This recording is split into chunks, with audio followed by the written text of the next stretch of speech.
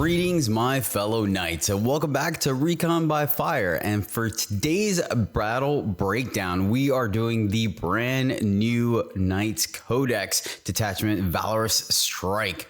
This is the Codex adjacent one, or Index adjacent one, and yeah, figured it was the easiest one to kind of creep into, and one of the ones that stood out to me primarily because movement wins games, and this one has a lot of movement shenanigans in it, which is fantastic.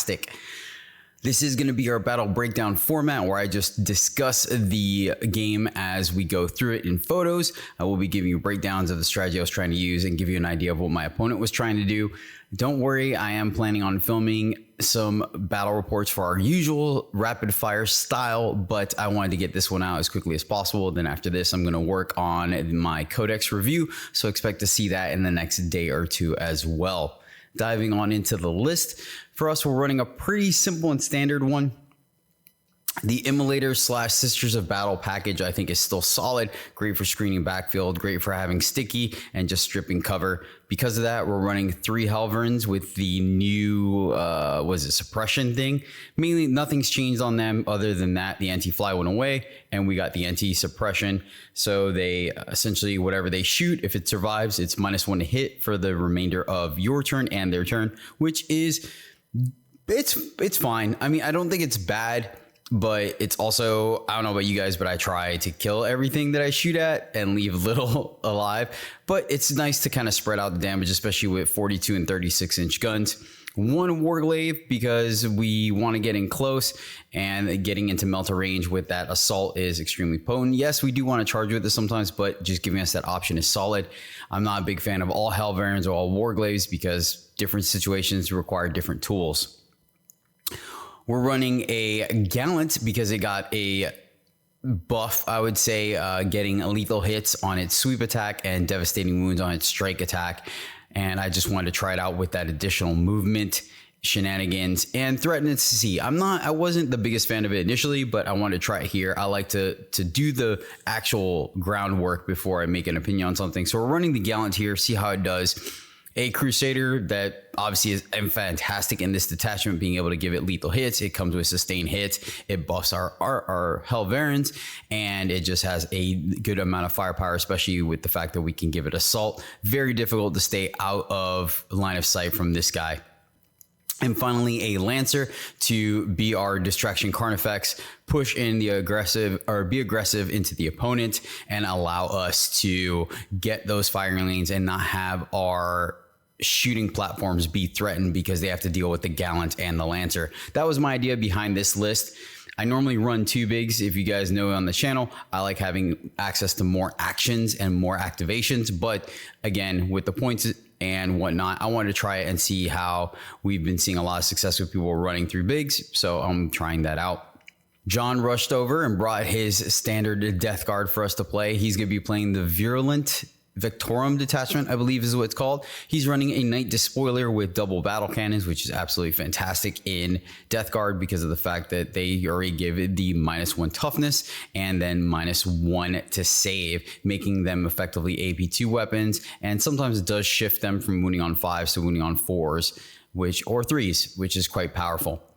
Running 2 Bloat Drones with the 3 damage weapon, 3 Blight Haulers with lethals and the meltas and missiles, 1 Demon Prince that has a 2-up, 4-up, and then a 5-up, extremely difficult to kill, and it has the typical lone op near people when near troops, as well as the free stratagem. 3x10 sets of Pox Walkers to sticky, screen out things, block out the center field, do actions, and obviously give lone op to the Demon Prince.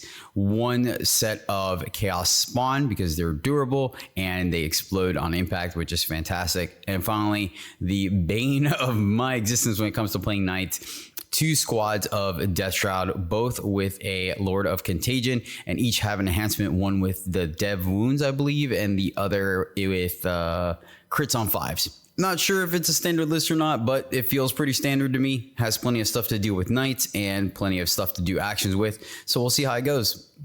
For deployment, I again wanted to dive into being a more aggressive playstyle even into Death Guard, because in my experiences, if you're a little too passive, if your shooting is not powerful enough to take them out and you're falling back, you're giving them a chance to hopefully stay out of contagion. You're giving them a chance to spread and take over the board control. I've had significantly more success as Knights being aggressive, which feels counterintuitive. So I went ahead and deployed on the line all 3 of my big Knights. I just didn't want, the only one that could have been easily seen by the Despoiler turn 1 would have been the Crusader. And so I kept it off the template and behind. That way my big Knights these 2 were not able to get shot down. He put this one down kind of early. And so I had enough time to adjust and wanted to really wait where to put his Blight Haulers and whatnot. The very last drop I did was the Gallant. I already knew I was going to use it to threaten his expansion, to be able to take one of his scoring pieces off the board as soon as possible and just force it, because of this train piece here and this one here. It could potentially limit the amount of shooting he can get into it and easily jump through this wall later on to attack whatever did try to get line of sight or continue down this way. I would have preferred not to go down this way just because it would slow it down significantly, but it is. Lancer was again going to be a distraction card effects. Put it so it's as close of a straight shot down the middle as possible. Again, I could have probably positioned it somewhere maybe here. I thought about putting it so it can go this way, but I just like the idea that it was going to be the toughest unit, the one I rushed forward first. And so I wanted this one to be in a position where it could kind of block off the center of the board, prevent them from shifting one way or another. The other thing I decided to, in this terrain layout, I'm actually not the biggest fan of our natural expansion, just because I feel it overexposes it. Having this open firing lane down here with the Despoiler and then all this anti-tank is a concern, not to mention the Demon Prince can come this way. This doesn't offer the most amount of cover, and it also just isn't as secure. And I'm pushing my deployment zone that I have to screen for the backfield deep strike out significantly, which I am not a fan of. And so I made an early decision, as you can tell, to actually shift the board to where it's more, I forgot what the hamburger one is, this way, and make this kind of this pseudo third of the board my area of control. That way these sisters plus maybe something here like this Helverin would screen out any deep strike from this angle, and then have the Lancer here in the center to screen out, protecting the Gallant, the Helverins, and more importantly the Crusader. The only one that was kind of iffy was pushing this direction with the Gallant and the Warglaive. My idea was to push back the deep strike with the Warglaive and protect the Gallant for a turn. Of course, things got a little awkward, and you'll see here in a minute. The other option I could have done, but I decided I was okay with, was setting up the Immolator here so I could push forward, deploy the sisters, and do something in the center if I needed to, or on this objective, and just give me the highest amount of shooting I can to strip cover, while also offering the chance for it to advance, sisters get out, and then screen out, protecting the Lancer and the Crusader. Top of round 1, and John ended up going first. He drew Cleanse and Engage on all fronts. Not a bad first turn. He ended up hiding everything, not wanting to expose anything he didn't need to, which was a great play on his part. Kept the Despoiler back, again, not wanting to get blown up turn 1, because I definitely would have, I don't think I would have gone for it turn 1, but still smart in his play.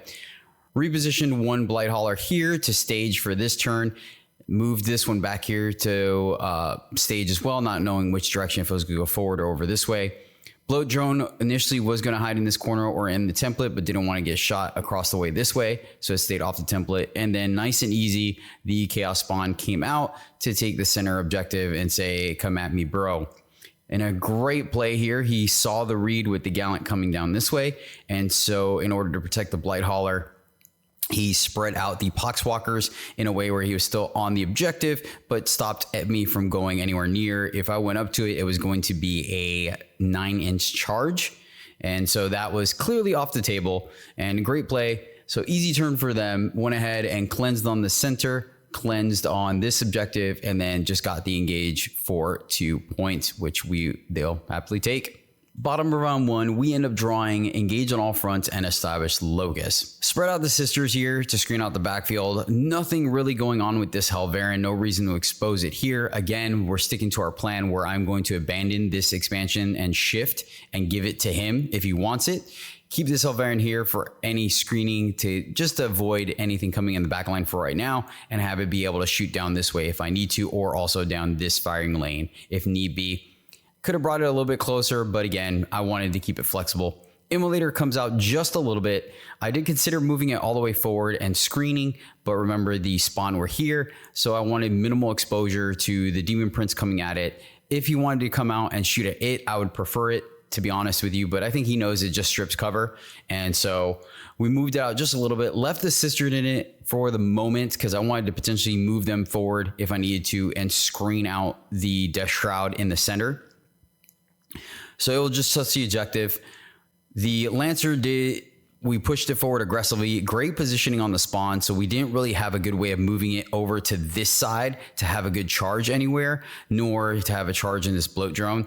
So I opted for bringing it as close to spawn as possible, trying to cut as much of this corner as possible to force the Despoiler to have to expose itself to the Crusader to do it, as well as being able to push through this wall if I needed to.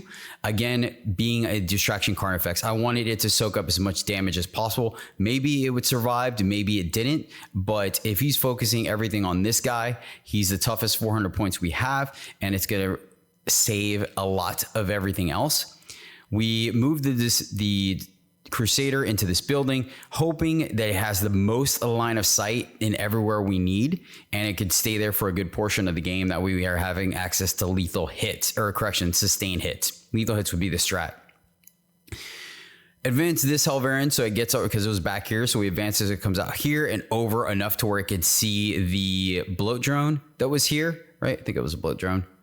Yeah, Bloat Drone that was here, as well as just having access down this firing lane if we needed it as well. But mainly it was to shoot here. This guy could shoot here, and then the Lancer could shoot here and here, both giving access to both of those targets. The Gallant, again, it had a 9-inch charge, and I think that was going to be a waste of our resources to try to risk that. And I wanted to mitigate just it being as far this way when I had to charge this way. So I went ahead and moved it here and gave the Warglaive the job of taking out the Blight Hauler, and then if needed to, being able to then charge into the spawn or the Pox Walkers. Helverin moved up as well. That way I had three things that could shoot into the Blight Hauler and or the Pox Walkers. Going into shooting, the Immolator, the Lancer, and this Helverin managed to all fire and pick up the spawn, which was great. I'm perfectly okay with that. We fired everything from the Crusader minus the Gatling gun into the Bloat Drone that picked it up. The Gatling gun went into the spawn or Pox Walkers, and to the last man barely, but did the trick and picked them all up. And then the Warglaive and the Helverin and the Gallant all fired into the Blight Hauler, taking it down. I had the option here where if the Gallant needed to, I positioned it where I could charge to pick up the last of the Pox Walkers, but thankfully just the shooting from the Despoiler the Crusader Gallant kind did the trick, which is great. So took over that point. The Gallant went ahead and terraformed. I guess it couldn't charge. It was a terraform. Sorry. So it terraformed, and then the Lancer went ahead and did the Established Locus on the center field. Top of turn 2, John scores or draws Defense Stronghold and no prisoners, and we did the job. We denied them primary here, so they only scored the 4 points for their home objective. He decides to get pretty aggressive here, which was perfectly fine, and we lucked out. He went ahead and focused to the nearest threat, which he kind of had to. If not, the Lancer was going to threaten his backfield. And so he moves the Demon Prince here, stretches out the Pox Walkers so they get cover, but the Demon Prince still has Lone Op, which is fantastic. We were totally okay with that. And if it's all the way over here, it can't threaten my Crusader or my Gallant. This thing is just tanky. It's just a little too tanky. I have to commit too much to it that I'm not comfortable with. And so I'd rather ignore it until it's one of the last things. So that's exactly what we're doing. That played into our plan. We're okay with that. The Blight Hauler comes out. The Death Shroud, of course, the Blight Hauler comes down. Oh, I'm sorry. Let's go to this one. He moves up the Bloat Drone around the corner to here. It gets the Gallant into Contagion range. And it was a great play on his part. He doubled up, and obviously, as you see. And so I went ahead and did the reactive move, which is so good. And got 2 inches, but that was just, oh no, I got 3 inches on the reactive, but that moving 2 away was just enough to get me out of Contagion, but remain on the point, which was perfect. That's exactly what I wanted. So no 6-inch deep strike here, and we still controlled the point. So he went ahead and shifted, moved the Blight Hauler here. That put the Lancer in Contagion. There was nothing we could do. I mean, there was way too much stuff to put. That was going to happen. So he 6-inched the Death Shroud here. Hey, it's going to happen. What are you going to do? Luckily, unfortunately, I roll kind of poorly on the 4-ups. So he does quite a bit of damage in shooting, but we luck out because he does put this Blight Hauler, this Bloat Drone, this, well, I took wounds. So maybe you put the Bloat Drone here. I'm trying to think of why I took wounds. Oh, because that Blight Hauler exploded, I think is what happened. I don't remember why I took wounds here, to be completely honest. I guess he might have shot here. But either way, a lot of shooting went into the Lancer, and it didn't die, so he had to charge it with the Death Shroud, as you can see here, and of course they pick it up. That thing, they just hit ridiculously hard. This Blight Hauler fires into the Warglaive, and then it survives at 4, I believe. No, it barely takes me. I think it's like 8 or something like that. And so it's still good to go. It just, you'll see in a minute. Of course, we have the Terraform, and yeah, that's pretty much it. A slightly uneventful turn for him. He did pick up the Lancer, but that's great. We still have the remainder of our army, which is fantastic. And we're on, he does pile in. I'm sorry. He does consolidate onto the objective. So we don't get this one, unfortunately, but that's okay. He only scores the 2 points for taking down the Lancer. And then his defense stronghold, we go ahead and tell him to score it. Like everything's on the board for us, so not a big deal here. Okay, bottom of round 2, we draw Area Denial and Cleanse. First off, we move the Helverin forward to touch the objective. This will out-OC the Demon Prince, which will deny them primary. I'm perfectly okay with that. I have no aspirations of engaging this guy. He could stay there, it's fine. That way the Helverin can shoot into the Death Shroud. The Immolator comes around the corner here as far forward to again push back that Deep Strike as much as possible and fire into the Death Shroud. I was going to disembark the Sisters, but you reminded me Death Shroud had 4 flamers. So thanks, John, for that. So we keep them in here for another turn. I didn't want to lose a bunch of them to Overwatch. They were going to get out and cleanse. It is what it is. We could have cleansed here as well. I decided that I needed as much firepower as possible. So we ended up not cleansing at all this turn, just turning into a CP, which I'm okay with. Crusader stayed stationary. We wanted the sustained hit. I went with the ignore cover buff on him, and it buffed this Helverin in case I had to shoot this way. And we went with the stealth enhancement on the Gallant, which I buffed the Lancer turn 1, and then turn 2 we did the Crusader in case he wanted to fire cross court into it. The +1 to hit went into the Warglaive because we wanted to move into the building, take over this point, and solo the Blight Hauler. They fired Overwatch, and thankfully it got Melta, but rolled poorly on the damage. And so this Warglaive survived at 4, did fire into the Blight Hauler, taking it down. And the Gallant, we found a pocket here where it was able to stay out of engage range from the Bloat Drone and the Death Shroud, so it was great. Moved it here. Shooting, we fired this Warglaive, picked up this guy. I think we fired these, what was it? I think it was these 2 fired into this Blight Hauler and picked it up. And then 1, 2, and 3 all fired into the Death Shroud. And it just barely, I mean, literally to the last wound, took down the Death Shroud. So they went down, and then the Lord of Contagion stood back up. So it gave me a very interesting problem to solve. I don't like leaving a Loke alive because it by itself is extremely powerful. Not as potent, but still powerful. So when we go into the shooting phase or fight phase, I went ahead and made a judgment call, and we brought the Immolator charged to tank shock, and luckily does exactly 3 to take down the the Loke, which I am totally okay with, perfectly happy, really happy about that result, honestly. He went ahead and heroically intervened with the Pox Walkers to get guys on the point to deny me area denial, which was a great play on his part. He rolled a little too well, unfortunately, and so the Pox Walkers really moved over and wrapped around this side of the Immolator and around the building and still kept in contact with the Demon Prince, I believe, to keep the lone op is what he was going for. So I had to make a judgment call here, and I wanted to score since I already knew I wasn't scoring cleanse. And we charged the Gallant into the Pox Walkers instead of the Bloat Drone. So this Helverin touches the Bloat Drone simply to hold it and give it a -1 to hit. It is suppressed, so it's got like, I forgot about the suppress, unfortunately. So I charged it so that way if he had to do anything with it, he would have to fall back. He wouldn't be able to shoot with it, and it was stuck there. And it also offered a little bit of protection to this Helverin should this spoiler come around the corner. We don't pop the Thunder Stomp. I don't feel like it's worth it. And then the Gallant absolutely demolishes the Pox Walkers easily with the sweep on the chainsword, like no issues there. So solid turn for us. We end up scoring the 5 for area denial after all, take some more scoring pieces off the board. So now he's really just left with his death dealers, which is exactly the position we wanted to put him in. Top of turn 3, and we did deny him primary all across the center. So he only gets another 4 on primary here. And we continue to farm off this Terraform.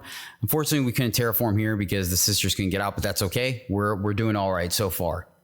He ends up drawing Assassination and Behind Enemy Lines, which was, Assassination was great because he wanted to go after the Gallant anyways, but it was unfortunate because the only thing he had left was the Death Shroud, and he had nothing. He really didn't want them to come into my backfield. So that one was going to be a CP, no big deal there. As expected, now that the Demon Prince is out in the open, he went for the easy target, moves in on the Helverin and swings. Thankfully, he rolled poorly on the hits, and so the Helverin only ends up taking 6 wounds, which means it's not even battle shocked. And so I still control the point, which is absolutely fantastic. Like, what a great outcome there for us. Despoiler fires into the Gallant, or I'm sorry, the Crusader, and -1 to hit plus out of Contagion did some work, and I think it only took 9 wounds total from everything it fired, which was great for us. This thing whiffed and didn't do anything. This guy was completely safe, so we're happy about that. Death Shroud, oh man, this is so good. Death Shroud come in 6 inches away on the other side of the wall from the Gallant as expected, and the Immolator, and we reactive move, get a 5, so now a 6-inch charge becomes an 11-inch charge, which was great. That's exactly what I wanted. Oh man, that is, reactive moves are so good. He ends up charging just the Immolator, which was this right play. Rolls, I think it was an 8 or something. And so because they were far away, he stretches them out. 2 of them here means these guys can't base. And so he puts them in a line here. Goes to pile in. These 2 can swing into the Gallant. These 2 swing into the Immolator. It was unfortunate that he did make it to the Gallant because now there's no fallback and charge in this detachment, and he's kind of taking this thing out of the fight because I do need to shoot at them. The Gallant by itself, I don't think is going to pick them up. And so it was a great play, absolutely fantastic play from him here, though it does cause him to split attacks, which means both the Immolator and the Gallant do survive, which was huge. Crackback, and unfortunately the Gallant doesn't do much and only picks up a single Death Shroud. He just rolled high on his saves. He rocked his 4-ups. I think he failed 2. And so this one took 4 damage and died because I did the chain sweep. Or did he -1 damage? He -1 damage. That's what it was. So he did -1 damage, failed 4 saves, so only picked up a guy. And that was my bad. I forgot about that strat. And so I should have done it with the Power Fist instead I did with the Chainsword because I 100% forgot about the -1 damage. So if I did the strike or the sweep on the fist, I probably would have picked up 2 of them and freed up at least the Immolator. But that's fine. They both survive. We're good. That means we have more OC.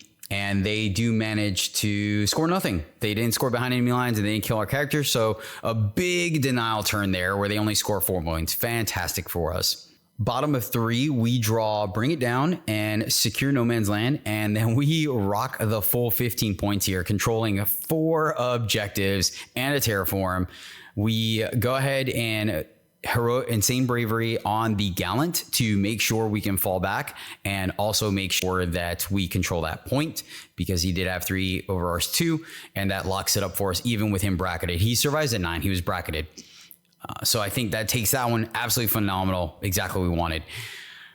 Here, I want to keep him alive. I wanted him to... This could have been a misplay, but I don't think it was. I didn't want him to easily have. I want him to make some decisions with the Despoiler and not give the Demon Prince and continue to take the Demon Prince out of the equation. So we fall back to Gallant. He makes it on this point to secure it. And again, now he's as far away from the Demon Prince as possible, and negating his combat modifier. There is a firing lane down this way where the Desecrator or Despoiler can get to it, but if he's doing it, then it's coming offline, it's coming off the point, yada, yada, yada, and it's freeing up these guys to be able to move in on it, which was one of the things I wanted to do, get this guy into melter range. If he comes out, he can shoot here as well, then that's leaving our Gallant alive. Perfectly great. Crusader stays put, which could or could not have been a thing. I think it could have probably started to move here. That would be a little aggressive, push here or here and then move, but it's fine. I still have plenty of firing lanes. I can shoot into the Pox Walkers. I can shoot here, and I can shoot into the Demon Prince if I needed to. Helverin falls back and stays far away. So if the Demon Prince wants to go after it, it has to chase it, which to me means it's going to be safe. So I moved it out of line of fire, out of line of sight, and then still within range to come back on the objective next turn if need be. I moved, the sisters got out and moved here to again deny him primary again without engaging.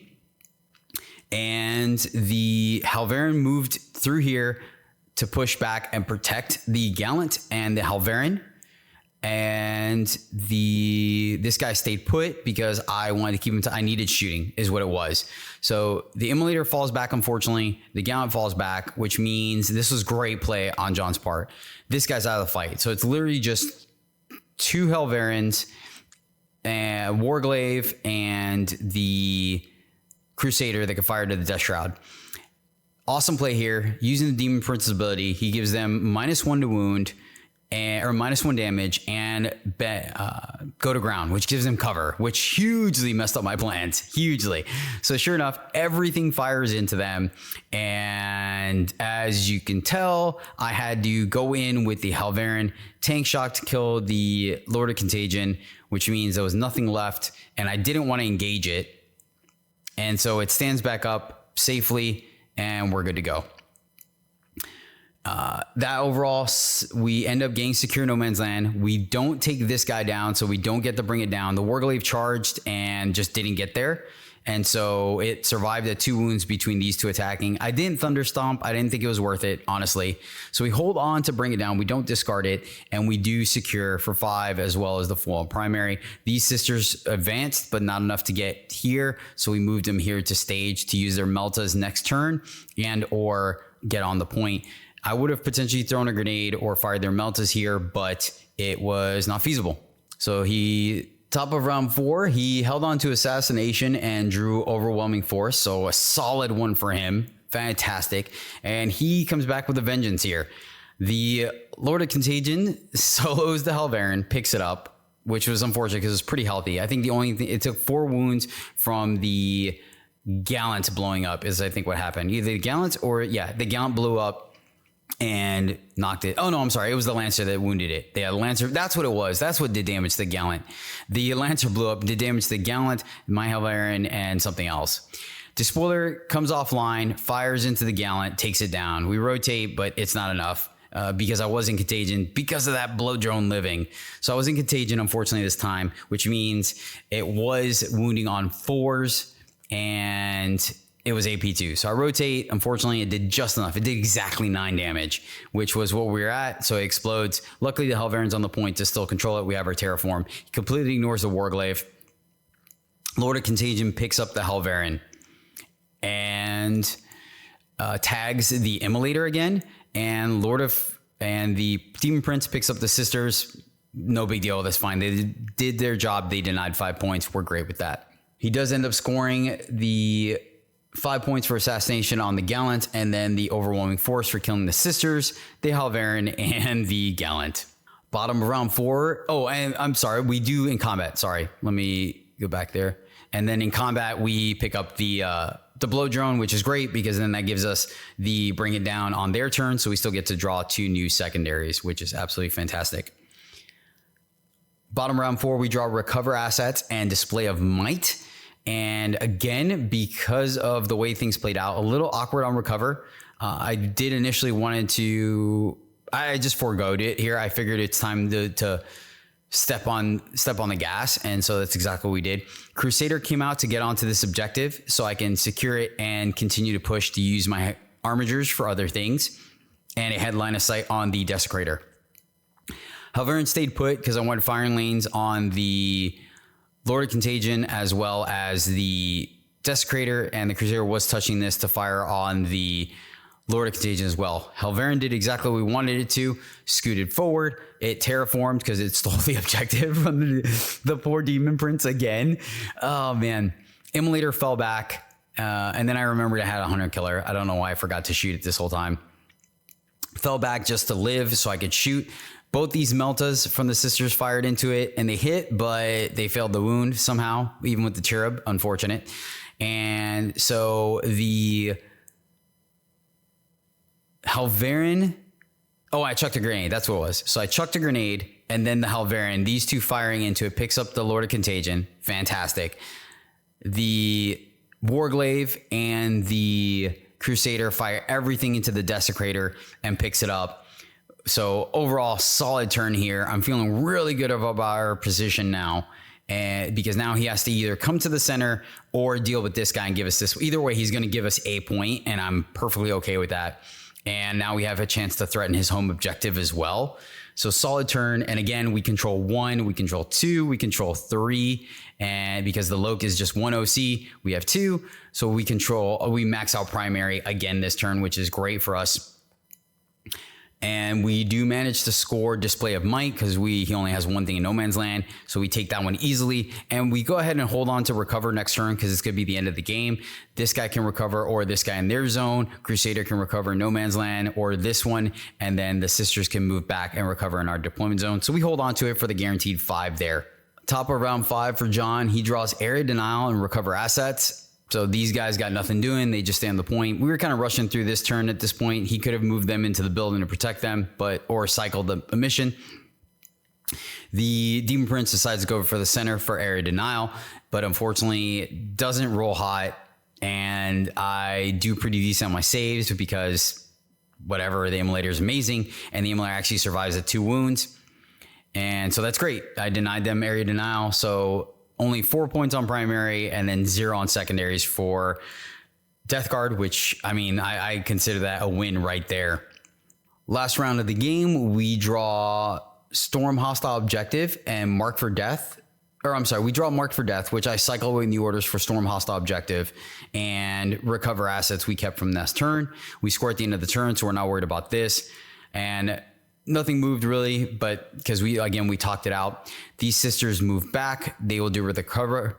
This one will recover here, and this one will recover here for the full 5 on Recover Assets. Storm Hostile Objective.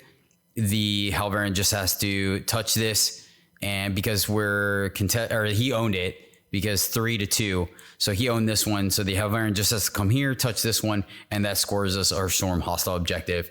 And we obviously max out primary, controlling 1, 2, 3, 4.